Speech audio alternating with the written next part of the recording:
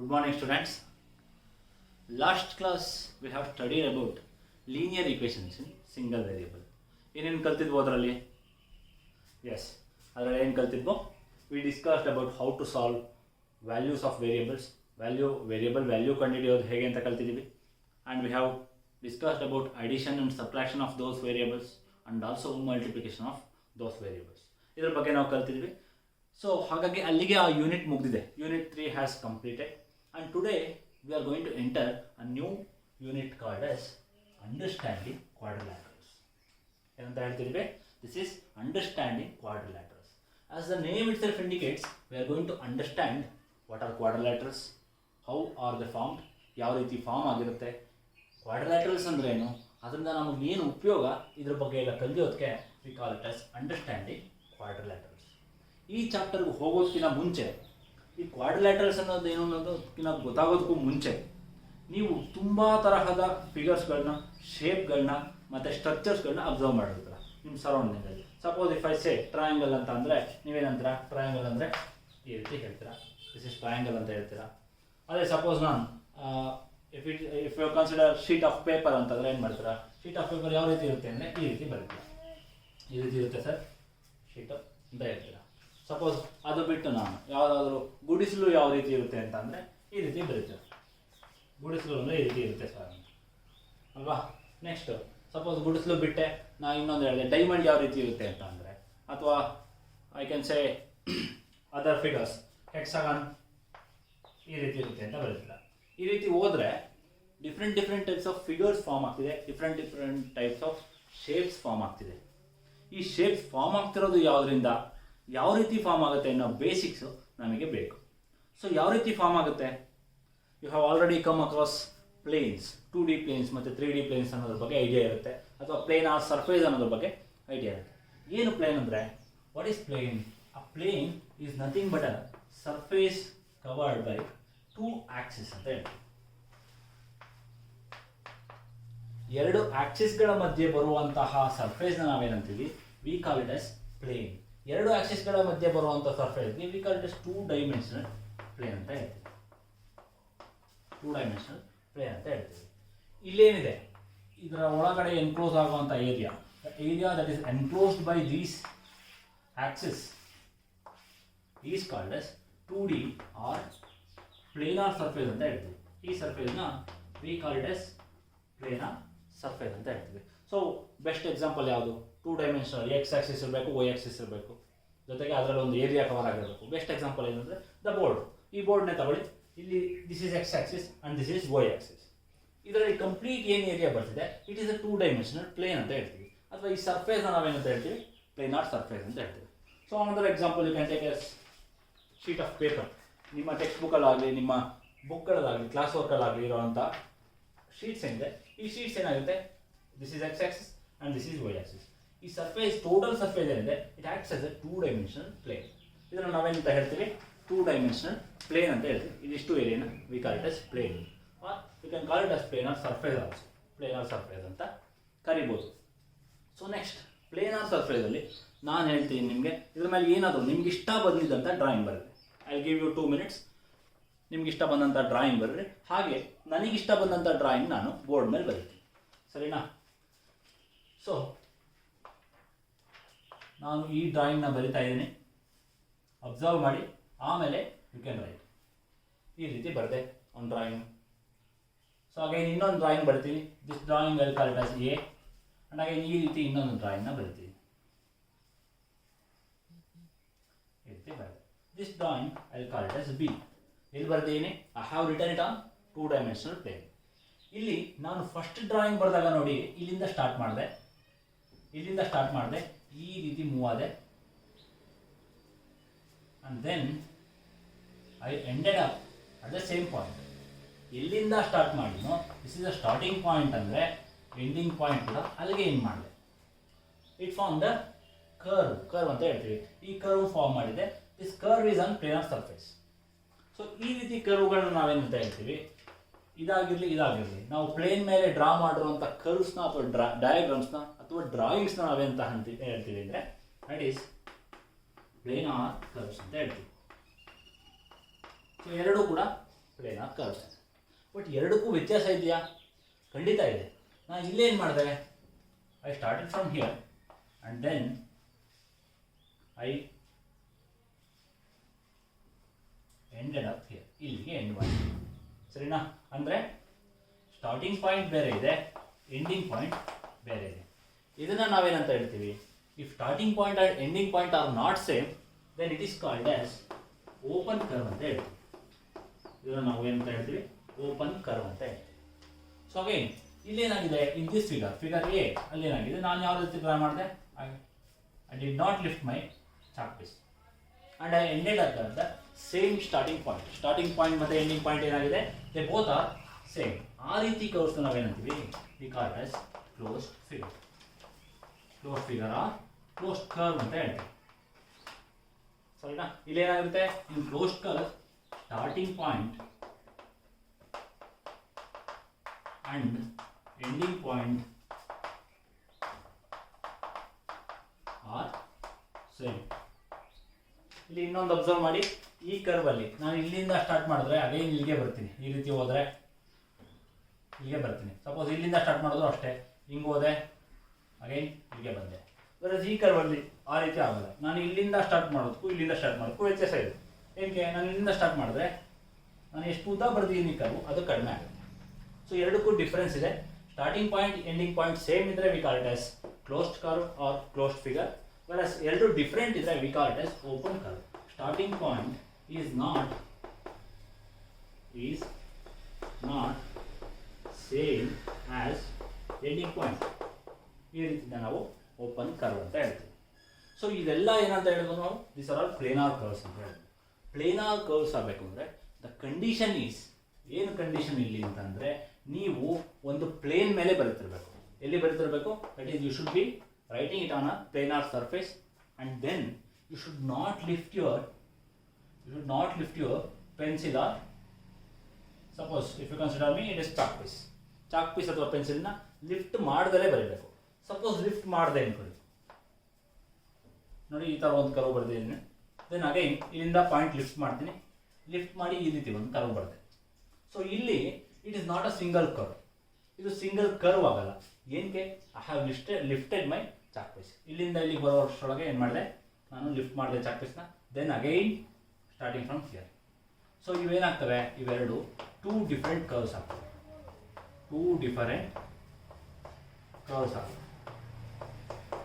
So the first condition is it should be written on planar surface, and the second condition is you should not lift pencil or chalk. Lift ಮಾಡಬಾರ್ದು ಅನ್ನೋದು ಎರಡನೇ condition ಆಗಿರುತ್ತೆ. So next, ಈಗ ನಿಮಗೆ open curve ಮತ್ತು closed ಕರ್ವ್ಗಳ ಬಗ್ಗೆ idea ಸಿಕ್ಕಿದೆ. So next will enter into new topic called as polygon. Polygon ಅನ್ನೋದ್ರ ಬಗ್ಗೆ ನಿಮಗೆ ಸ್ವಲ್ಪ ಐಡಿಯಾ ಗೊತ್ತಿರಬೇಕು. ಕ್ವಾಡ್ರಿಲ್ಯಾಟರಲ್ಸ್ಗೆ ಹೋಗೋದಕ್ಕಿಂತ ಮುಂಚೆ ಏನು ಈ ಪಾಲಿಗನ್ ಅಂದರೆ ಅದರ ಬಗ್ಗೆ ಮಾತಾಡೋಣ.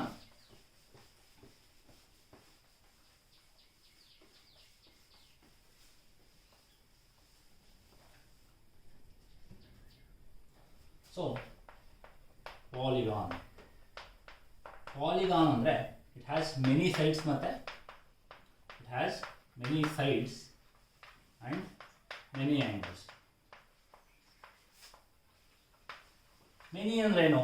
Many in the sense it is more than 3 ಅಂತ.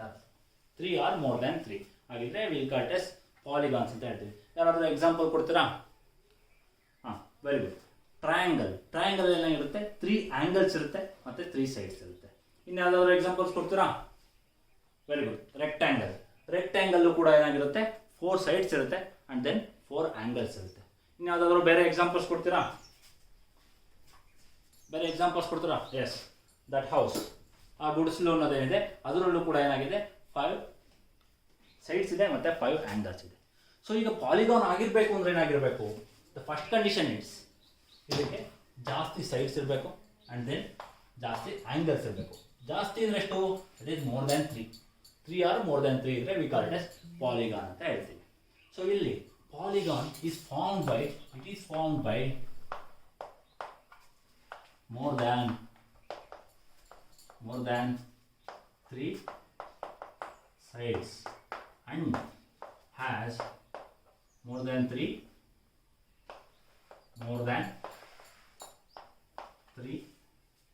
angles. So more than 3 sides idre, more than 3 angles idre, we call it as polygon. Let us verify ಮಾಡೋಣ ಇವಾಗ. Suppose I will write 2 diagrams. ನೋಡಿ 4 sides ಇರುವಂಥ 2 ಡಯಾಗ್ರಾಮ್ಗಳನ್ನ ಬರಿತಾ ಇದ್ದೀನಿ ನಾನು. ಇದೊಂದು diagram, then again ಇದರೊಳಗೆ 4 ಸೈಡ್ ಇದೆ. 1 2 3 4 ಸೈಡ್ಸ್ ಇದೆ. ಇಲ್ಲೂ ಕೂಡ 1 2 3 4 ಸೈಡ್ಸ್ ಇದೆ. ಸೊ ಎರಡು ಕೂಡ ಪಾಲಿಗಾನ್ ಆಗ್ತವಾ? No. According to mathematics this is not a polygon.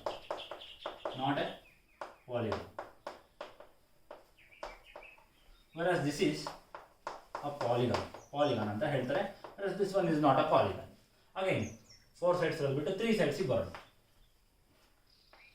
ಇದನ್ನ ಪಾಲಿಗಾನ್ ಅಂತ ಎಲ್ಲರಿಗೂ ಗೊತ್ತಿರುವಂಥ ಡಯಾಗ್ರಾಮ್ ಆಗಿರೋದ್ರಿಂದ ಈಸಿಯಾಗಿ ಹೇಳ್ತಾರೆ. That is triangle, it is a polygon. ಇದು ಕೂಡ ಪಾಲಿಗಾನ್ ಆಗಿರುತ್ತೆ. whereas if I write like this, ಈ ರೀತಿ ಬರೆದ್ರೆ ಇಲ್ಲೇನಾಗಿದೆ 1 2 3 sides ಇದೆ and again 3 angles ಫಾರ್ಮ್ ಮಾಡುತ್ತದೆ. But this is not a polygon.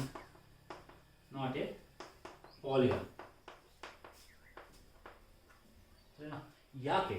What is the condition here? ಇಲ್ಲಿ ಪಾಲಿಗಾನ್ ಆಗಬೇಕು ಅಂದರೆ ಏನು ಕಂಡೀಷನ್ ಇದೆ ಅಂತಂದರೆ ಏನಿದು? ಇಟ್ ಈಸ್ ಇಲ್ಲೇನಾಗಿದೆ, ನಾವು ಇಲ್ಲಿಂದ ಸ್ಟಾರ್ಟ್ ಮಾಡಿದ್ವಿ. This curve has ended at the same point. And ಈ ಕನ್ಸಿಡರ್ ಮಾಡಿದ್ರೆ, ಫಿಗರ್ ಕನ್ಸಿಡರ್ ಮಾಡಿದ್ರೆ ಇಲ್ಲೂ ಕೂಡ ಈ ರೀತಿ ಸ್ಟಾರ್ಟ್ ಮಾಡಿದ್ವಿ. We have ended the same point. ಅದೇ ಇಲ್ಲಿಗೆ ಬಂದರೆ we have started at this point and we have ended at this point. So ಎರಡಕ್ಕೂ ಡಿಫ್ರೆನ್ಸ್ ಏನಿದೆ? This is a closed figure and this is a open figure. So polygon ಆಗಬೇಕು ಅಂದರೆ, if it has to be a polygon, first condition ಏನು ಅಂದರೆ it should be a planar figure ಅಂತ ಹೇಳ್ಬೋದು ಅಲ್ವಾ? ಇದು ಕೂಡ ಪ್ಲೇನಾರ್ ಫಿಗರ್, ಇದು ಕೂಡ planar figure. But planar figure ಅಂತ ಯಾವಾಗ ಹೇಳ್ತೀವಿ? When it is return on a 2 dimensional plane. So ಅದು ಯಾವುದು? ಪ್ಲೇನಾರ್ ಸರ್ಫೇಸ್ ಅಂತ ಹೇಳ್ತೀವಿ. It is a planar figure ಆಗಿರಬೇಕು ಅನ್ನೋದು ಫಸ್ಟ್ ಕಂಡೀಷನ್. ಆ್ಯಂಡ್ ಇನ್ನೊಂದು ಕಂಡೀಷನ್ ಏನಾಗಿರುತ್ತೆ? ಇಲ್ಲಿ ಕ್ಲೋಸ್ ಆಗಿದೆಯಾ, ಓಪನ್ ಇದೆಯಾ? ಇಲ್ಲಿ ಓಪನ್ ಇದೆ ಏರಿಯಾ. ಅಂದರೆ ಸ್ಟಾರ್ಟಿಂಗ್ ಪಾಯಿಂಟ್ ಮತ್ತು ಎಂಡಿಂಗ್ ಪಾಯಿಂಟ್ ಏನಾಗಿದೆ? They are different. ಇಲ್ಲಿಗೆ ಬಂದರೆ ಎಸ್, ಸ್ಟಾರ್ಟಿಂಗ್ ಪಾಯಿಂಟ್ ಮತ್ತು ಎಂಡಿಂಗ್ ಪಾಯಿಂಟ್ ಎರಡೂ ಕೂಡ ಸೇಮ್ ಇದೆ. ಈ ರೀತಿ ನಾವೇನಂತೀವಿ? We call it as closed figure ಅಂತ ಹೇಳ್ತೀವಿ ಅಲ್ವಾ? ಹಿಂದೆ ಆಲ್ರೆಡಿ ಕಲ್ತಿದ್ರೆ. ಸೊ ಒಂದು ಪಾಲಿಗಾನ್ ಆಗಬೇಕು ಅಂದರೆ first condition is planar figure ಆಗಿರಬೇಕು. Then again it is a closed figure ಆಗಿರಬೇಕು. ಅಷ್ಟಾದರೆ ಸಾಕಾ? ಕ್ಲೋಸ್ಡ್ ಫಿಗರ್ ಆಗಿದ್ರೆ ಸಾಕಾ? ಎಷ್ಟು ಲೈನ್ ಸೆಗ್ಮೆಂಟ್ಸ್ ಇರಬೇಕು ಅದರಲ್ಲಿ? ನೋಡಿ 1 2 3, ಇಲ್ಲಿ 3 ಇತ್ತು, ಇಲ್ಲಿ 1 2 3 4, ಇಲ್ಲಿ 4 ಇದೆ ಲೈನ್ ಸೆಗ್ಮೆಂಟ್ಸ್ ಅಲ್ವಾ? ಆ್ಯಂಡ್ ಆ್ಯಂಗಲ್ಸ್ ಕೂಡ 4 3 ಇರುತ್ತೆ. ಸೊ ಅದೇ ರೀತಿ ಹೋದರೆ it should have more than 3 or 4 line segments ಅಂತ ಹೇಳ್ಬೋದು. Third condition is 3 or 4 line segments ಅಂತ ಹೇಳ್ಬೋದು ಅಲ್ವಾ? ಹೌದಾ ಅಲ್ವಾ? ಈಗ ಲೈನ್ ಸೆಗ್ಮೆಂಟ್ಸ್ ಅಂದಿದ ತಕ್ಷಣ we should know that line segments ಅಂದರೆ it has some certain end points ಅಂತ. ಲೈನ್ ಸೆಗ್ಮೆಂಟ್ ಅಂದರೆ ಏನು ಹೇಳ್ತೀವಿ ನಾವು? ಲೈನ್ ಸೆಗ್ಮೆಂಟ್ ಅಂದರೆ ಈ ರೀತಿ ಇರೋವಂಥ ಎಂಡ್ ಪಾಯಿಂಟ್ ಎ ಮತ್ತು ಬಿ ಇದ್ದರೆ ನಾವೇನಂತೀವಿ? We call it as line segment. Line segment ಅಂದಿದ ತಕ್ಷಣ ನಿಮಗೆ ಗೊತ್ತಾಗಬೇಕು, it should have some end points. 2 end ಪಾಯಿಂಟ್ಸ್ಗಳು ಇದ್ದರೆ ಮಾತ್ರ ಅದನ್ನು ಲೈನ್ ಸೆಗ್ಮೆಂಟ್ ಅಂತೀವಿ. ಸೊ ಇಲ್ಲಿ 4 ಲೈನ್ ಸೆಗ್ಮೆಂಟಿಂದ ಫಾರ್ಮ್ ಮಾಡ್ತಿದೆ ಅಂದರೆ ಎಷ್ಟು ಎಂಡ್ ಪಾಯಿಂಟ್ಸ್ ಇರುತ್ತೆ? ಇದು ಒಂದು ಎಂಡ್ ಪಾಯಿಂಟ್, ಆ್ಯಂಡ್ ದೆನ್ ಇದೊಂದು end point, this one and this one. It has 4 end points. ಆ ಎಂಡ್ ಪಾಯಿಂಟ್ಸ್ ಏನಂತ ಕರೀತೀವಿ? That we call it as vertices ಅಂತ ಕರೀತಾರೆ. 4 ವರ್ಟಿಸಸ್ ಇದ್ರೆ we call it as quadrilateral figure. ಏನಾ? So again you should have 3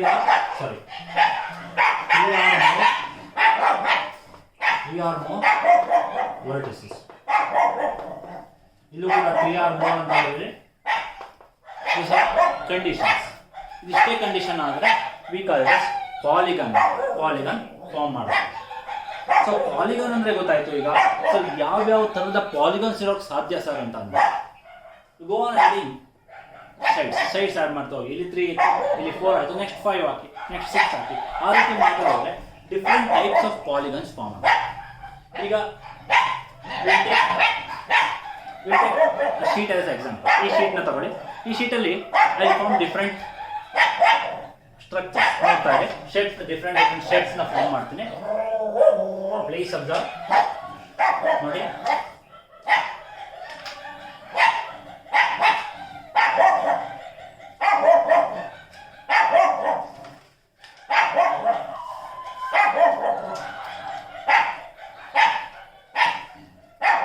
So ಈಗ if I have to write this,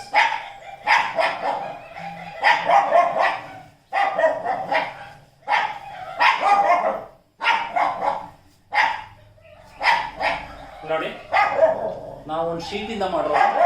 ಒಂದು ಶೀಟಿಂದ ಏನು ಮಾಡಿದ್ದೀನಿ, ಐ ಆಮ್ ಫಾರ್ಮಿಂಗ್ 3 ವರ್ಟಿಸಸ್. ಈ ರೀತಿ 3 ವರ್ಟಿಸಸ್ ಫಾರ್ಮ್ ಮಾಡ್ತೀನಿ. So it is like this. ಈ ರೀತಿ ಫಾರ್ಮ್ ಮಾಡಿ. ಅಗೈನ್ ಇದನ್ನು ನೋಡಿ ಓಪನ್ ಮಾಡ್ತೀನಿ. Again same sheet of paper ನಾನು ಈ ರೀತಿ ಇಟ್ಕೊಂಡ್ರೆ it is also farming 4 vertices ಮತ್ತೆ 4 ಲೈನ್ಸ್ ಮಾಡ್ತಿದೆ. ಸೊ ಈ ರೀತಿ ಶೇಪ್ನ ಫಾರ್ಮ್ ಮಾಡುತ್ತೆ ಅಲ್ವಾ. ಅಗೈನ್ ಇದರಲ್ಲಿ ಸ್ವಲ್ಪ ಫೋಲ್ಡ್ ಮಾಡ್ತೀನಿ,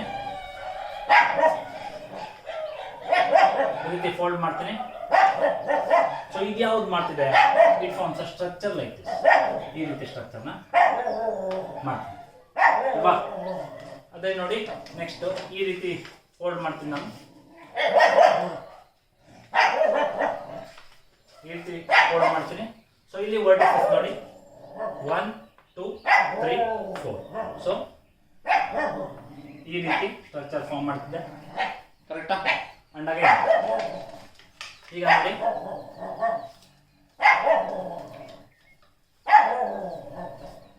ನೋಡಿ ಇದು ಎಷ್ಟು ವರ್ಟಿಸಸ್ ಫಾರ್ಮ್ ಮಾಡಿದೆ, 1 2 3 4 5 6 ವರ್ಟಿಸಸ್ ಫಾರ್ಮ್ ಮಾಡಿದೆ. ಸಪೋಸ್ ಈಗ ನೋಡಿ ನಾನು ಇನ್ನೂ ಫೋಲ್ಡ್ ಮಾಡ್ತೀನಿ, ಆವಾಗ ಯು ಕ್ಯಾನ್ ಈಸಿಲಿ ಸಿ.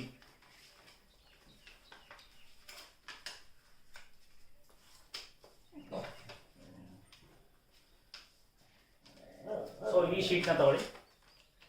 ಇಲ್ಲಿ ಎಷ್ಟು ವರ್ಟಿಸಸ್ ಇದೆ, 1 2 3 4 5 1 2 3 4 5 ಈ ರೀತಿ 5 ವರ್ಟಿಸಸ್ ಆಯಿತು. And line segments is 1 2 3 4 5. So ಈ ರೀತಿಯಾದಂಥ ಒಂದು ಫಿಗರ್ ಫಾರ್ಮ್ ಆಗುತ್ತೆ ನಿಮಗೆ, ಕರೆಕ್ಟಾ. So then if I fold once again, ಈ ರೀತಿ ಫೋಲ್ಡ್ ಮಾಡಿದೆ, ಮತ್ತೆ ಅಂದ್ಕೊಳ್ಳಿ ಈ ರೀತಿ ಫೋಲ್ಡ್ ಮಾಡಿದಾಗ ಇಲ್ಲಿ ಎಷ್ಟು ವರ್ಟಿಸಸ್ ಆಯಿತು, 1 2 3 4 5 6 6 ವರ್ಟಿಸಸ್ಗಳು ಆಗ್ತಿದೆ. ಅದನ್ನು ಶೇಪ್ ಬರೆಯೋದಾದ್ರೆ ನಾನು ಈ ರೀತಿ ಬರಿಬೋದು, ಕರೆಕ್ಟಾ.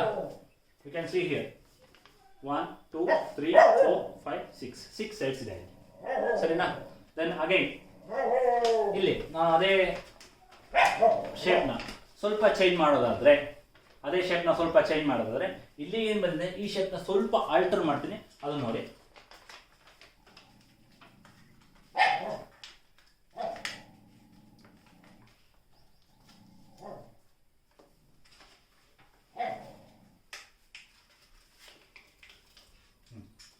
ಇದೊಂದು ಶೇಪ್ ಆಗುತ್ತೆ. ಇಲ್ಲಿ ನೋಡಿ, this is one corner, this is one corner, this is one corner and this is one corner. There are 4 vertices. ಈ 4 ವರ್ಟಿಸಸ್ ಯಾವುದು ನೋಡಿ, ಈ ರೀತಿ ಬರ್ತೀನಿ ನಾನು,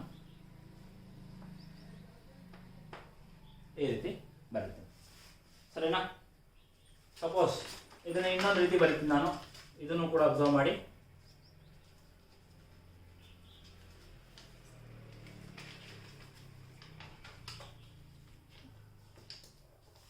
ಈ ರೀತಿ ಮಾಡಿದ್ರೆ ಯು ಕ್ಯಾನ್ ಸಿ ಹಿಯರ್, ಈ ರೀತಿ ಮಾಡಿದ್ರೆ ಇದು ಯಾವ ರೀತಿ ಫಾರ್ಮ್ ಮಾಡ್ತಿದೆ, ಈ ರೀತಿ ಫಾರ್ಮ್ ಮಾಡ್ತಿದೆ.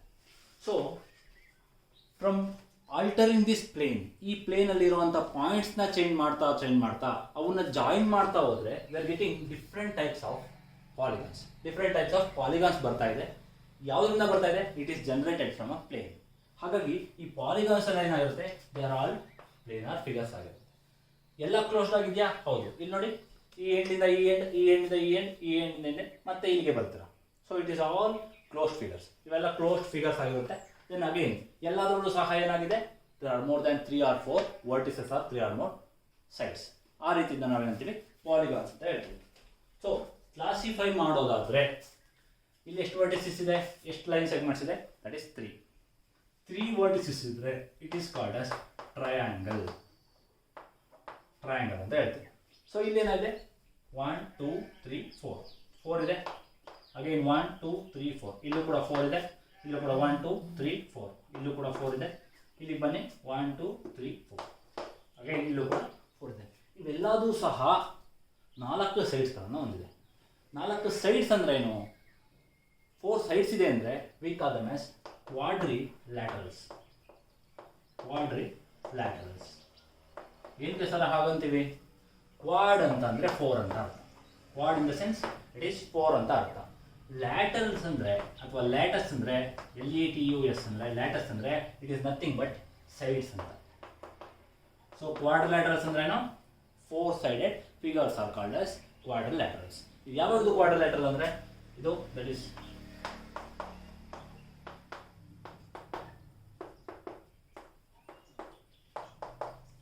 Can you identify which are the quadrilaterals here? ಯಾವುದು ಕ್ವಾಡ್ರಿಲ್ಯಾಟರಲ್ ಇದೆ ಅಂತ ಐಡೆಂಟಿಫೈ ಮಾಡ್ತೀರಾ? Very good. B, C, D, F and G. Very good. ಇದರಲ್ಲೆಲ್ಲ ಏನಾಗಿರುತ್ತೆ? 4 ಸೈಡ್ಸ್ ಇರುತ್ತೆ. ಹಾಗಾಗಿ ವಿ ಕಾಲ್ಡ್ ಆಸ್ ಕ್ವಾಡ್ರಿಲ್ಯಾಟರಲ್ಸ್ ಅಂತ. ಸೊ ಇಲ್ಲಿ ಎಲ್ಲದೂ ಸೇಮ್ ಇದೆಯಾ? Are they same? Very good. They are not same. ಅವ್ಯಾವು ಕೂಡ ಸೇಮ್ ಆಗಿಲ್ಲ, ಡಿಫ್ರೆಂಟ್ ಇದೆ. ಯಾವ ರೀತಿ ಚೇಂಜ್ ಆಗಿದೆ? This is defined by length ಮತ್ತು ಬ್ರೆಡ್ತ್ ಅಲ್ಲಿ ಚೇಂಜ್ ಆಗ್ತಿದೆ. ಇಲ್ಲಿ ಲೆಂತ್ ಅಂಡ್ ಬ್ರೆಡ್ತ್ ಸೇಮ್ ಇದೆ. ಇಲ್ಲಿ ಏನಾಗಿದೆ? ಒಂದು ಆಂಗ್ಯುಲರ್ ಆಗಿದೆ ಲೈನು, ಇನ್ನೆರಡು ಪ್ಯಾರಲಲ್ ಆಗಿದೆ. ದೆನ್ ಅಗೈನ್ ಇಲ್ಲಿ ಬಂದರೆ 2 ಪ್ಯಾರಲಲ್ ಆಗಿದೆ, ಇಲ್ಲಿ 2 ಆಂಗ್ಯುಲರ್ ಆಗಿದೆ. ಇಲ್ಲಿ ಬಂದರೆ 2 ಪ್ಯಾರಲಲ್ ಆಗಿದೆ ಅಂಡ್ ಅಗೈನ್ ಇವೆರಡು ಆಪೋಸಿಟ್ ಕೂಡ ಪ್ಯಾರಲಲ್ ಆಗಿದೆ. ಸೊ ಈ ರೀತಿಯಿಂದ ನಾವೇಂತೀವಿ again we can form one more thing. ಗಾಳಿಪಟ ನೋಡಿದ್ರಲ್ವಾ? ಗಾಳಿಪಟ ನೋಡಿದ್ರಾ? ಹಾಂ, ಗುಡ್. ಆ ಗಾಳಿಪಟ ಇದೇ ರೀತಿ ಇರುತ್ತೆ ನೋಡಿರ್ತೀರ. ಇಲ್ಲಿ ಕೂಡ ಇನ್ನೊಂದು ಫಿಗರ್ ಫಾರ್ಮ್ ಆಗುತ್ತೆ. FH I can say it as I. ಇದು ಕೂಡ ಒಂದು ಕ್ವಾಡ್ರಿಲ್ಯಾಟರಲ್ ಆಗುತ್ತೆ. ಸೊ ಎಲ್ಲದಕ್ಕೂ ಒಂದೊಂದು ನೇಮ್ ಇರಲೇಬೇಕು. ಇವೆಲ್ಲ ನಿಮಗೆ ಗೊತ್ತಿದೆ. This one is called as yes good rectangle. ಇದನ್ನ ನಾವು ರೆಕ್ಟ್ಯಾಂಗಲ್ ಅಂತೀವಿ. whereas this one is called as square, whereas this one is called as trapezium. This one we'll call it as parallelogram. Good. Parallelogram.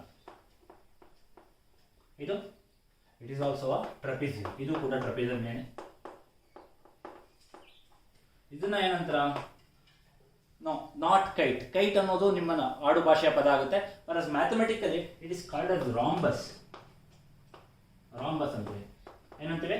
Very good, rhombus ಅಂತೀವಿ. ಸರಿನಾ? So these are all quadrilaterals containing 4 sides. Then again, if it is having 5 sides, it is called as pentagon. If it is having 6 sides, it is called as hexagon. There is 6 sides ಇದೆ.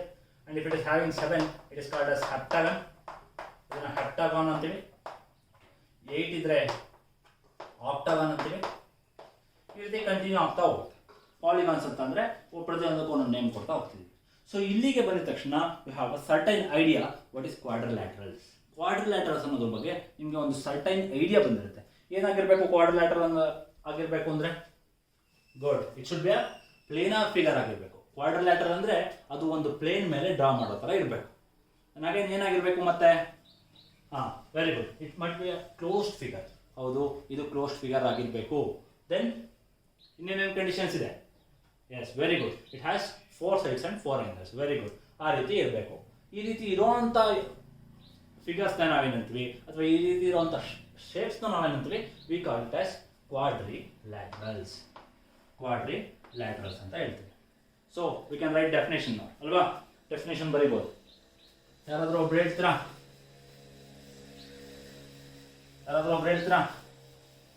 Very good.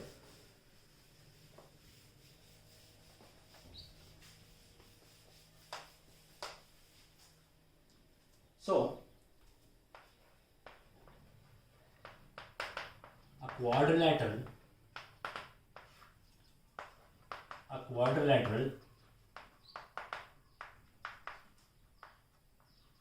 is a closed planar curve formed by how many sides? Formed by 4 sides. 4 sides. That is, those sides are nothing but line segments. So ಹಾಗಾಗಿ you can write it as 4 line segments ಅಂತ ಬರೀಬಹುದು. ಇದನ್ನು ನಾವೇನಂತೀವಿ? We call it as quadrilateral. A quadrilateral is a closed ಆಗಿರಬೇಕು curve, and it should be a planar curve ಆಗಿರಬೇಕು. Closed planar curve formed by 4 sides.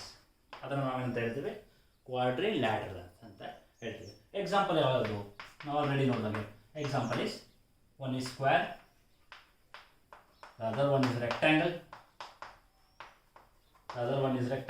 then again the second one is the third one is parallelogram. Very good. Trapezium, then last one is rhombus. So ನಿಮಗೆ ಕ್ವಾಡ್ರಿಲೇಟರಲ್ ಅನ್ನೋದ್ರ ಬಗ್ಗೆ idea ಸಿಕ್ಕಿದೆ.